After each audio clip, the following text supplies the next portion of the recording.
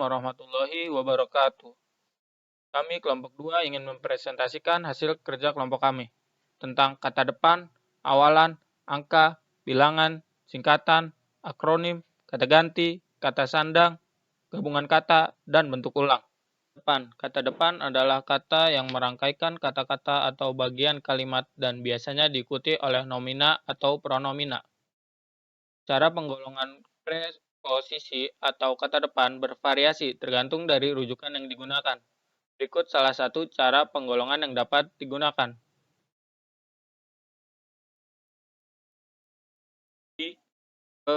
Dari penulisan preposisi atau kata depan ini ditulis terpisah apabila menunjukkan tempat, nama, waktu, dan lokasi.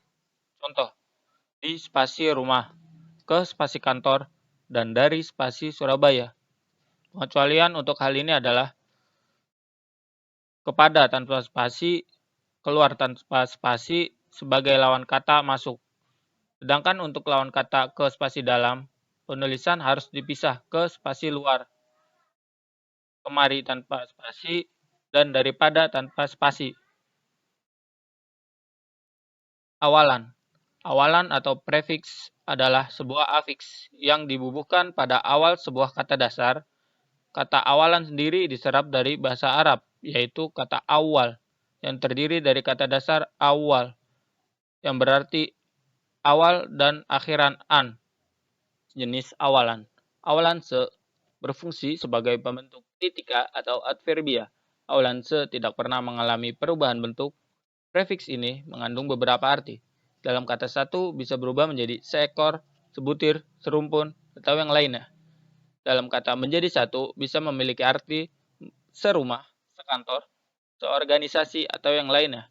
Dalam kata seluruh bisa memiliki arti sedaerah, sekota, sedunia, atau yang lainnya. Awalan berfungsi membentuk kata kerja, biasanya dari kata benda, kata sifat, dan kata kerja sendiri. Prefiks ini mengandung arti, mempunyai contoh, bernama, beristri, beruang, berjanggut, memakai, contoh, berbaju biru, berdasi, berbusana. Awalan P berfungsi membentuk kata benda dan kata kerja, kata sifat, dan kata benda sendiri. Prefiks ini mendukung makna gramatikal.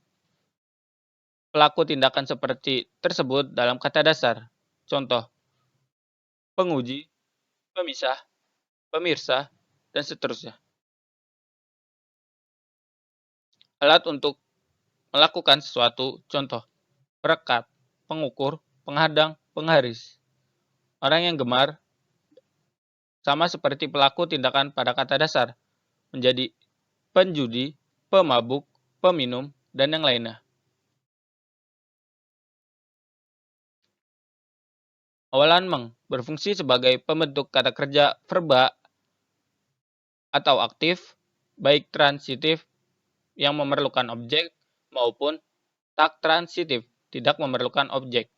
Awalan meng tetap menggunakan meng jika diikuti kata dasar yang diawali salah satu dari 5 vokal a, i, u, e, o atau 5 huruf lainnya g, h, k, ki, dan x. Tetapi awalan meng akan berubah bentuk menjadi me jika diikuti kata dasar berawalan l, m, n, r, w, dan y. Men jika diikuti kata dasar berawalan c, d, j, t, z.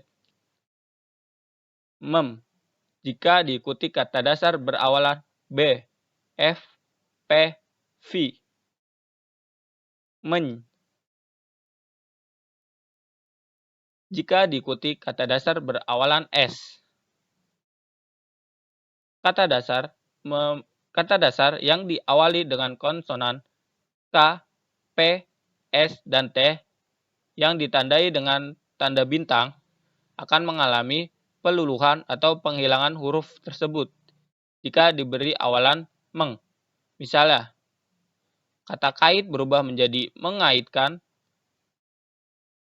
kata paku bisa berubah jadi memaku, kata sapu bisa berubah menjadi menyapu. Selanjutnya, saya akan menjelaskan tentang angka dan bilangan dan juga singkatan dan akronim. Angka dan bilangan. Angka Arab atau angka Romawi lazim dipakai sebagai lambang bilangan atau nomor. Contoh dari angka Arab yaitu seperti pada umumnya angka 0, 1, 2, 3, dan seterusnya. Sedangkan angka Romawi yaitu seperti tampak di PPT. Selanjutnya penulisan angka dan bilangan. Yang pertama, bilangan dalam teks yang dapat dinyatakan dengan satu atau dua kata ditulis dengan huruf, kecuali jika dipakai secara berurutan seperti dalam perincian. Misalnya, yang pertama, koleksi perpustakaan itu lebih dari 1 juta buku. Di sini bilangan 1 juta ditulis dengan huruf 2 kata. Yang kedua, di antara 72 anggota yang hadir, 52 orang setuju, 15 orang tidak setuju, dan 5 orang abstain. Di sini bilangan tersebut ditulis dengan angka dikarenakan menjelaskan tentang perincian anggota. 2A. Bilangan pada awal kalimat ditulis dengan huruf. Misalnya, 50 siswa teladan mendapat beasiswa dari pemerintah daerah. Di sini, bilangan 50 ditulis dengan huruf, karena bilangan tersebut terletak pada awal kalimat. Catatan, penulisan berikut dihindari.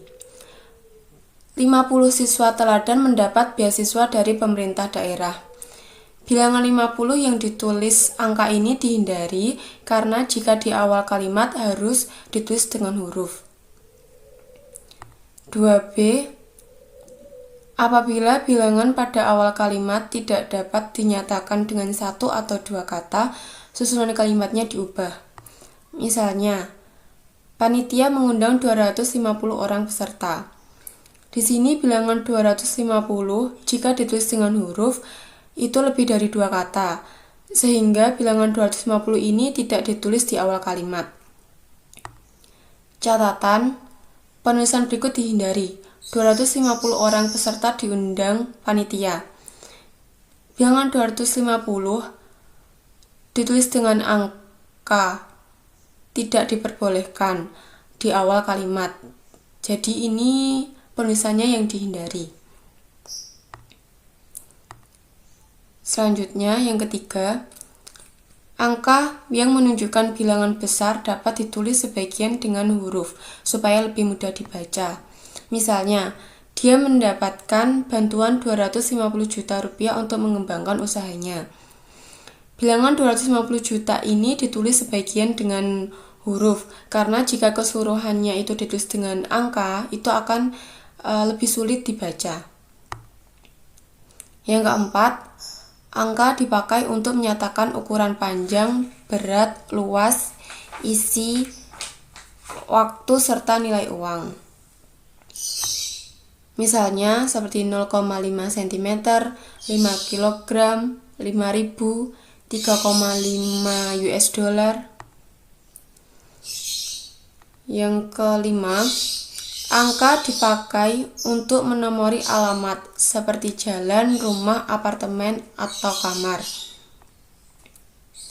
Contohnya, Jalan Tanah Abang 1 nomor 15. Di sini untuk penulisan alamatnya campuran dari angka Romawi dan juga angka Arab. Yang kedua, Jalan Wijaya nomor 14. Yang keenam, angka dipakai untuk menomori bagian karangan atau ayat kitab suci. Contohnya, bab 10 pasal 5 halaman 252. Di sini juga penulisannya menggunakan angka Romawi dan juga angka Arab. Contoh yang kedua yaitu surat Yasin ayat 9. Selanjutnya yang ketujuh, penulisan bilangan dengan huruf dilakukan sebagai berikut. Yang A, bilangan utuh. Bilangan 12 jika ditulis dengan huruf, yaitu kata 2 dan kata belasnya itu harus dipisah. Begitu juga untuk penulisan angka 30 dan 5000. Yang B, bilangan pecahan. Contohnya, penulisan setengah itu biasa setengah. Kalau 1/16 itu 1/6 terus dipisah belas. 3/4 juga seperti itu, 3 spasi per 4. Selanjutnya untuk penulisan dari bilangan pecahan 3, 2/3, di sini kata 2 dan per-3-nya itu diberi tanda pisah. Selanjutnya yang ke-8, penulisan bilangan tingkat dapat dilakukan dengan cara berikut. Misalnya, abad 20 ini bisa ditulis dengan angka Romawi, bisa juga ditulis dengan perpaduan dari huruf dan angka, atau bisa ditulis dengan huruf saja. Yang ke-9, penulisan angka yang mendapat akhiran an dilakukan dengan cara berikut. Misalnya, 5 lembar uang 1000-an. Di sini angka 1000 dengan kata an itu diberi tanda pisah. Begitu juga untuk penulisan tahun 1950-an. Selanjutnya yang ke-10, penulisan bilangan dengan angka dan huruf sekaligus dilakukan dalam peraturan perundang-undangan, akta dan kwitansi. Misalnya di sini untuk penulisan dalam kwitansi, telah diterima uang sebanyak Rp2.950.000 untuk pembayaran 1 unit televisi. Di sini untuk penulisannya itu ada angka dan huruf sekaligus. Yang ke-11, penulisan bilangan yang dilambangkan dengan angka dan diikuti huruf dilakukan seperti berikut.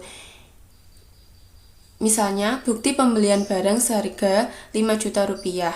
Ke atas harus dilampirkan pada laporan pertanggungjawaban. Ini penulisan bilangan yang dilambangkan dengan angka dan juga diikuti dengan huruf. Yang terakhir, bilangan yang digunakan sebagai unsur nama geografi ditulis dengan huruf. Seperti Kelapa 2, Raja 4, Simpang 5. Di sini bilangan tersebut sebagai unsur nama geografi sehingga ditulis dengan huruf. Yang selanjutnya yaitu singkatan dan akronim. Yang pertama, singkatan nama orang, gelar, sapaan, jabatan, atau pangkat diikuti dengan tanda titik pada unsur singkatan itu. Contohnya, seperti nama orang, W.R. Supratman, itu kepanjangan dari Wakil Rudolf Supratman. Singkatan dari W.R. tersebut itu huruf W dan huruf R-nya itu dipisahkan dengan tanda titik. Untuk singkatan gelar seperti MBA itu juga setiap hurufnya itu diberi tanda titik. Untuk singkatan sapaan seperti saudara itu hanya diberi titik pada akhir kata saja. Begitu juga untuk pangkat seperti kolonel itu hanya ditulis kol dan setelah itu diberi tanda titik. Yang selanjutnya 2A. Singkatan yang terdiri atas huruf awal setiap kata nama lembaga pemerintah dan ketatanegaraan, lembaga pendidikan, badan atau organisasi, serta nama dokumen resmi ditulis dengan huruf kapital tanpa tanda titik. Contohnya seperti NKRI, UI. Selanjutnya 2B, singkatan yang terdiri atas huruf awal setiap kata yang bukan nama diri ditulis dengan huruf kapital tanpa tanda titik. Contohnya seperti KTP, kartu tanda penduduk, SIM, surat izin mengemudi itu tanpa tanda titik. Selanjutnya yang ketiga, singkatan yang terdiri atas 3 huruf atau lebih diikuti dengan tanda titik. Seperti yang terhormat, YTH itu kan 3 huruf. Itu diberi tanda titik pada akhir katanya. Terus seperti TTD, DKK itu diberi tanda titik. Yang keempat, singkatan yang terdiri atas 2 huruf yang lazim dipakai dalam surat menyurat masing-masing diikuti oleh tanda titik. Contohnya seperti AN, itu atas nama, itu diberi tanda titik pada huruf A dan juga N-nya. Untuk singkatan sampai dengan juga seperti itu. Yang kelima, lambang kimia singkatan satuan ukuran, takaran, timbangan, dan mata uang tidak diikuti tanda titik. Contohnya seperti Cu itu lambang kimia yang artinya kuprum, terus Cm itu ukuran yang kepanjangannya yaitu cm. Selanjutnya yang keenam, akronim nama diri yang terdiri atas huruf awal setiap kata ditulis dengan huruf kapital tanpa tanda titik. Contohnya seperti BIG, Badan Informasi Geospasial, itu tanpa tanda titik dan ditulis dengan huruf kapital. BIN, LIPI. Yang ketujuh, akronim nama diri yang berupa gabungan suku kata atau gabungan huruf dan suku kata dari deret kata ditulis dengan huruf awal kapital. Contohnya seperti Bapenas, Badan Perencanaan Pembangunan Nasional. Itu untuk huruf awal itu ditulis dengan kapital. Kalteng dan juga Suramadu. Selanjutnya yang ke-8, akronim bukan nama diri yang berupa gabungan huruf awal dan suku kata atau gabungan suku kata ditulis dengan huruf kecil. Contohnya seperti IPTEK, Ilmu Pengetahuan dan Teknologi, itu ditulis dengan huruf kecil semua. Pemilu, Puskesmas. Sekian dari saya, terima kasih.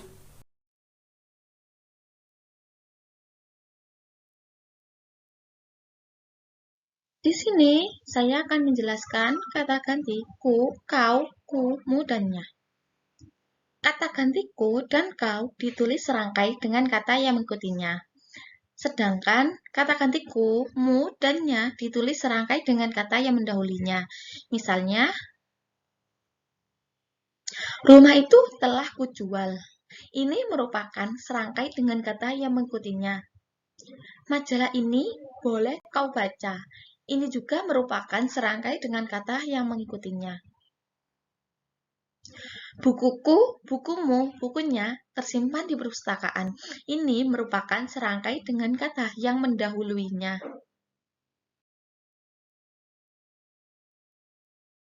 Selanjutnya, saya akan menjelaskan kata sandang si dan sang. Kata si dan sang ditulis terpisah dari kata yang mengikutinya. Misalnya, surat itu dikembalikan kepada si pengirim. Toko itu memberikan hadiah kepada si pembeli. Ibu itu menghadiahi sang suami kemeja batik. Catatan, huruf awal sang ditulis dengan huruf kapital jika sang merupakan unsur nama Tuhan. Misalnya, kita harus berserah diri kepada Sang Pencipta. Huruf sang ini menggunakan huruf kapital karena merupakan unsur nama Tuhan. Pura dibangun oleh umat Hindu untuk memuja Sang Hyang Widiwasa. Ini juga menggunakan huruf kapital karena merupakan unsur nama Tuhan. Di sini saya akan menjelaskan mengenai gabungan kata. Yang pertama, unsur-unsur gabungan kata yang lazim disebut sebagai kata majemuk ditulis secara terpisah. Misalnya, gabungan dari 2 kata duta dan besar, maka ditulis dengan berpisah. Duta besar, model linier, kambing hitam, orang tua, simpang 4, persegi panjang, mata pelajaran, rumah sakit umum, meja tulis, dan lain sebagainya. Yang kedua, gabungan kata yang dapat menimbulkan kesalahan pengertian dapat ditulis dengan menambahkan tanda hubung di antara 2 unsur-unsurnya. untuk menegaskan pertalian unsur yang bersangkutan. Misalnya, anak istri Ali, ibu bapak kami, buku sejarah baru. Dari perkataan atau gabungan kata tersebut dapat dibedakan, yaitu perbedaannya terdapat dalam letak penggunaan tanda hubungnya. Kemudian yang ketiga yaitu gabungan kata yang dirasakan sudah padu benar ditulis secara serangkai. Misalnya, acap kali, segitiga, dharma siswa, manakala, dharma wisata, sukacita, dukacita, manasuka. Jadi dari gabungan kata tersebut, apabila sudah dirasakan benar, misalnya seperti sukacita, ketika kita menulis atau mengungkapkan itu sudah dirasakan padu, maka ditulis secara serangkai, sukacita, manakala, daripada. Kemudian bentuk ulang. Yang pertama, bentuk ulang ditulis dengan menggunakan tanda hubung di antara unsur-unsurnya. Misalnya, anak-anak, layang-layang, berasal dari kata anak yang kemudian dalam penulisannya dalam bentuk ulang, maka anak-anak dengan ditambahkan tanda hubung di antara kata tersebut. Mata-mata, ramah-tamah, tukar-menukar, berjalan-jalan. Dengan catatan, bentuk ulang gabungan kata ditulis dengan menggunakan unsur awalnya saja. Misalnya, surat kabar, yaitu surat-surat kabar. Kapal barang, kapal-kapal barang, rak buku, rak-rak buku. Jadi bentuk ulang gabungan itu yang bagian cat ini ditulis dengan mengulang unsur pertamanya saja. Kemudian catatan yang kedua yaitu bentuk ulang gabungan kata unsur yang unsur keduanya bersifat adjektiva ditulis dengan mengulang unsur pertama atau unsur keduanya dengan makna yang berbeda. Misalnya dua kata, dua unsur, yaitu ada orang dan besar. Kemudian diulang dengan unsur pertama, jadinya orang-orang besar. Diulang dengan unsur yang kedua, orang besar-besar. Yang keduanya tersebut memiliki makna yang berbeda. Kemudian awalan dan akhiran ditulis serangkai dengan bentuk ulang. Misalnya kekanak-kanakan, itu awalan dan akhirannya ke-an. Kemudian ditulis dalam bentuk serangkai. Kekanak-kanakan, perundang-undangan, dibesar-besarkan, memata-matai. Dengan catatan, angka 2 dapat digunakan dalam penulisan bentuk ulang. Angka 2 dapat digunakan dalam penulisan bentuk ulang untuk keperluan khusus, seperti dalam pembuatan catatan rapat atau kuliah. Misalnya, pemerintah sedang mempersiapkan rancangan undang-undang baru. Jadi kata undang-undang yang ada angka 2-nya itu maknanya sama dengan undang-undang. Kami mengundang orang-orang yang berminat saja. Bajunya kemerah-merahan. Yang ditampilkan dalam pameran itu adalah buku-buku terbitan Jakarta.